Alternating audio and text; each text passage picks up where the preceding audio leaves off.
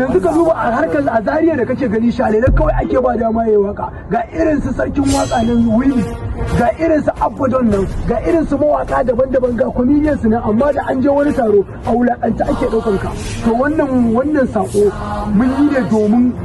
duk wani mai kishin wannan magana da muka yi shi yaron domin mai girma speaker ya san halin da mawaka ya ƴaƴansa ko kuma in ce ƴaƴansa da suke ciki comedian da mawaka suke ciki ba a ba mu dama wakilan da ka wakilta domin su dinga bani dama akan wannan abu ba sa ba mawakan Zaria dama shalele kawai aka ba dama kuma shi ya cancanta domin irin gudunmuwar da yake ba mai girma speaker Najeriya ya cancanta to isa abudan ba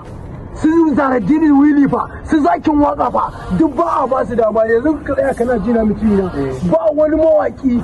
wani mawaki da zaka ga wai a Zaria ana taro mai girma speaker ya zo wai an ba shi dama to wajen ba za a baka ga shiga ba za a ce wajen waka amma da wani bakin hauri ya zo za ga sun ba shi dama to tsakani da Allah mu mun gaji